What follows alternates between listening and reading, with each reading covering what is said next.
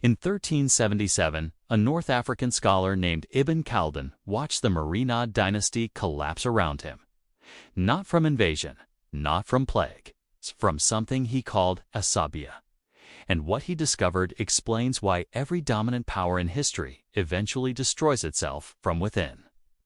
Welcome to Economic Historian, where money reveals what history hides.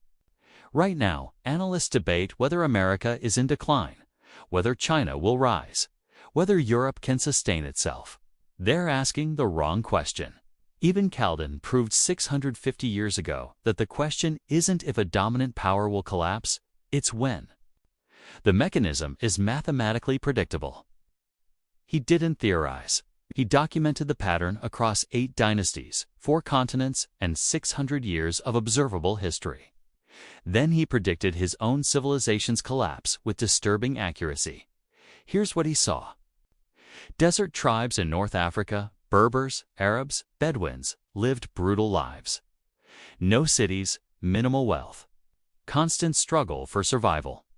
But they possessed something urban civilizations lacked. Asabiyyah, social cohesion so intense that individuals would die for the collective without hesitation. Not because of ideology, because survival required it. These tribes didn't just fight well, they fought with coordinated ferocity professional armies couldn't match. A Berber confederation with 5,000 warriors could shatter a 20,000-strong imperial army. Not through better weapons or tactics. Through absolute unity.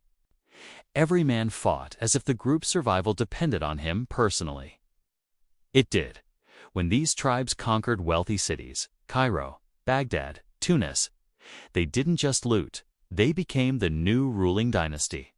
Desert warriors who lived in tents suddenly governed metropolises of 1 million people. Tribal chiefs collected taxes. Nomads became emperors. For one generation, this worked spectacularly. The new rulers combined savage cohesion with urban wealth. They built monuments, expanded territory, established trade networks. This is when empires shine brightest, when hard people control soft resources.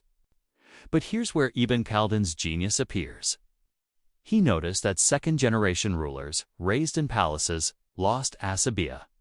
Not because they were weak, because luxury erodes the conditions that create social cohesion. When your father fought for survival and you fight over inheritance, you're not the same type of human. The incentives have fundamentally changed. Third-generation rulers didn't even understand what Asabiyyah meant. They knew wealth, refinement, court intrigue. They hired mercenaries instead of leading warriors. They taxed instead of raiding. They consumed wealth instead of generating the bonds that originally created it.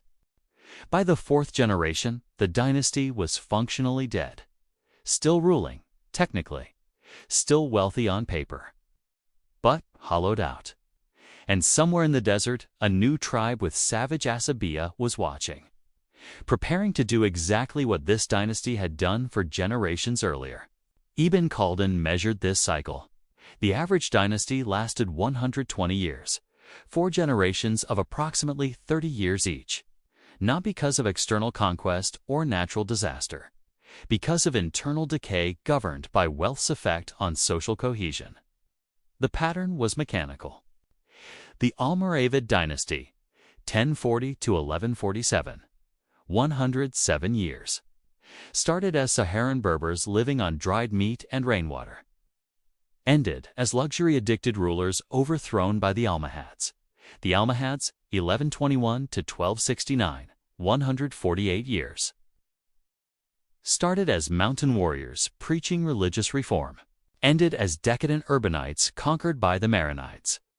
The Marinids, 1244 to 1465, 221 years officially. But Ibn Khaldun correctly noted their effective power ended around 1370, 126 years. Desert nomads, 2 palace dwellers, 2 conquered subjects. The pattern held everywhere. The Abbasid Caliphate, Seljuk Turks, Mamluk Sultanate, different religions, different languages, different centuries. Identical life cycle. Ibn Khaldun saw what others missed. This wasn't about virtue versus corruption. It was about incentive structures and what wealth does to group dynamics. When resources are scarce, survival requires absolute cooperation.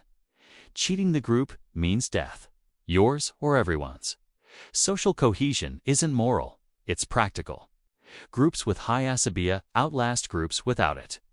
Natural selection favors cohesion in harsh environments. When resources become abundant, individual defection becomes viable.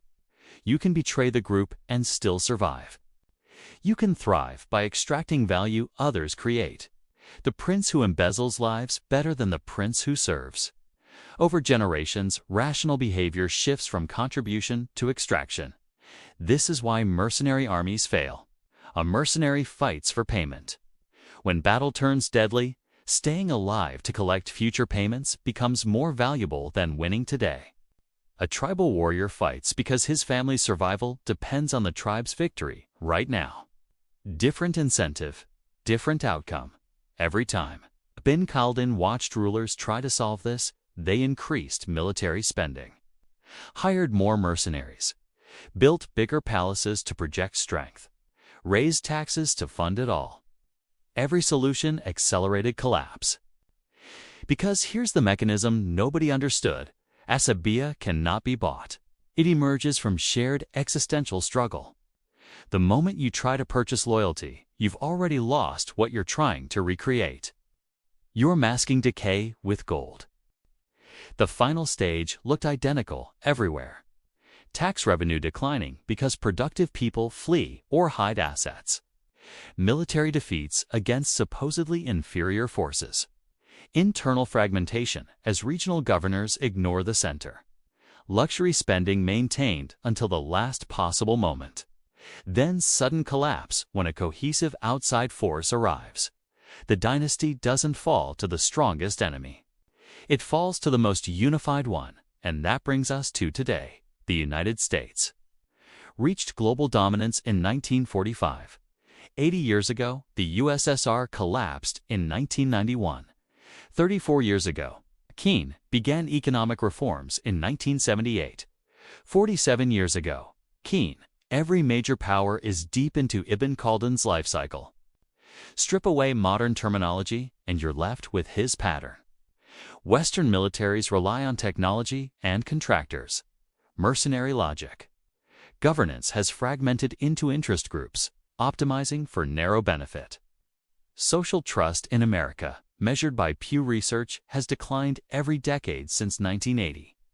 From 73% of Americans believing most people can be trusted in 1972 to 31% in 2023. Tax. Systems have become so complex that evasion isn't criminal, it's an industry. The response? Increase military spending to $877 billion annually. Expand surveillance systems. Borrow trillions to maintain consumption. This is what fourth-generation dynasties do. Every Roman emperor tried this. Every Abbasid caliph. Every Ming emperor. None succeeded. Meanwhile, new powers with high cohesion are emerging. Not necessarily nations, maybe ideological movements, maybe corporate structures that demand absolute loyalty. Maybe decentralized networks where defection is structurally impossible. But somewhere, groups exist where individuals will sacrifice for collective benefit because incentives align that way. Ibn Khaldun would recognize what's happening immediately. Fourth-generation rulers debating how to maintain dominance while the conditions that created dominance have already dissolved. You can't tax your way to Asabiyyah. You can't regulate your way to social cohesion. You can't print currency your way to group solidarity. The pattern reveals something uncomfortable. This isn't a problem with a solution. It's a cycle to recognize.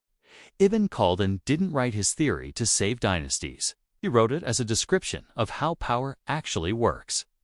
Empires don't fall because rulers make mistakes. They fall because success creates the conditions for failure. Wealth destroys the cohesion that generated the wealth. Cohesion generates wealth that destroys cohesion. The machine runs itself. Every empire believes it's different. Better technology, superior systems, exceptional people. Then roughly 120 years pass and a new power with nothing. To lose takes everything from a power with everything to protect. Understanding this doesn't require cynicism, requires recognizing that systems reward positioning over production. And once you see the incentives, the outcomes stop being surprising. History doesn't repeat, but the incentives do.